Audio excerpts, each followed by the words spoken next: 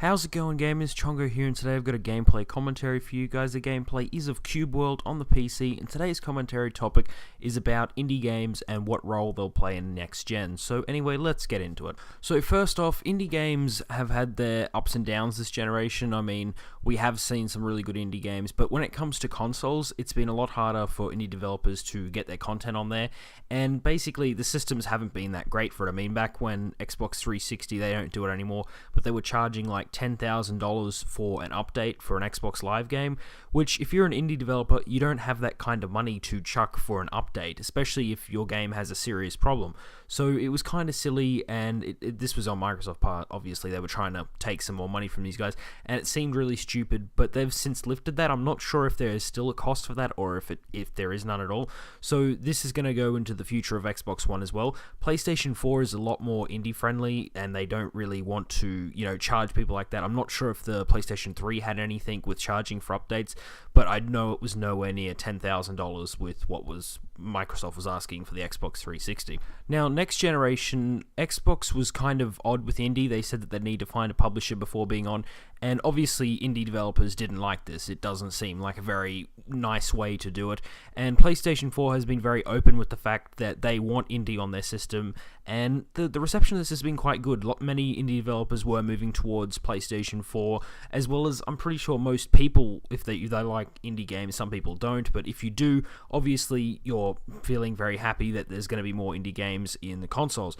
Sony has been giving out dev kits like candy. That's what I keep seeing articles saying. So at the moment, it's rumored that a dev kit costs around $2,500 for the PlayStation 4. However, they've got some weird thing where it's like a loan, so you don't actually have to pay that until after a year or something. So I'm not sure why Sony's doing this way. I think it would just be easier if they had like a specific price and you paid it, as opposed to, it's sort of like a loan. So I can understand they're trying to draw more people in, but it just seems really confusing to me to begin with. And Microsoft has basically come out and said that every Xbox One is a dev kit.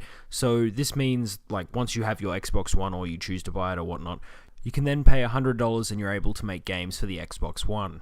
So I personally think this is good, and myself, I like indie games, as you can probably tell I'm playing Cube World. I don't necessarily like them all. It's just I find when you go to play an indie game, it's well done and there's a lot of passion in there, and they don't feel like they have to make a sequel, whereas at the moment with AAA titles, they just seem to be pumping out sequels to get more money, whereas indie games have like a well thought out idea that they've been working on for ages, as opposed to pumping out sequel after sequel. Also, Sony has been giving out PlayStation 4 dev kits to random indie developers, and they haven't been holding back. They've just been chucking them at anyone. But I don't know how extreme this is. Like, I mean, obviously, if you have a known indie developer, so for example, the person who made Octodad, they're going to be giving a dev kit to them because they want these kind of games on their PlayStation 4 system. But the only problem with this that I see is if you're not giving indie developers, like, there's heaps of people out there who may just want to try making a game right now. They haven't made anything before. PlayStation, or Sony rather, it wouldn't be as willing to give out a dev kit for someone who hasn't actually made a game in the past. So I personally think Sony would be giving these free dev kits out to people who are already established and have made indie games before, so that they can port those games to the PlayStation 4.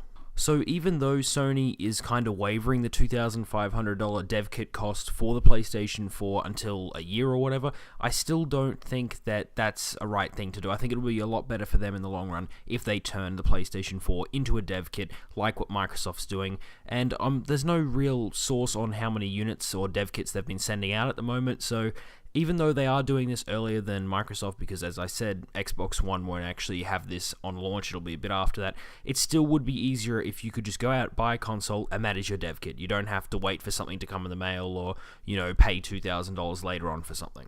Anyway, I think indie is going to be quite big next gen, and I think Sony and Microsoft both realize that now, even though, in my opinion, indie is going to obviously be a lot better on PC at the moment, just because of how easy it is to develop for that platform as opposed to trying to get a dev kit, but they're definitely making it easier, so that is good for everyone in the long run.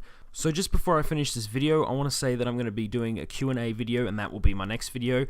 If you haven't asked me a question yet for that video, feel free to inbox me and then I will add that to the video. However, I'm going to be unlisting or removing the video that was actually announcing the Q&A because I don't want that to be counted in the 200 videos, so you won't be able to find that anymore. But as I said, if you do want to get a question to me for that video, just send it to me and I should have that video up in the next day or two. So anyway, this brings me to the end of my commentary. I hope you enjoyed it. If you did, give it a like, and if you've got any comments about indie games on next gen, put them down below, and if you want to join the Gamerhood, just subscribe. Anyway, I'll see you guys next time.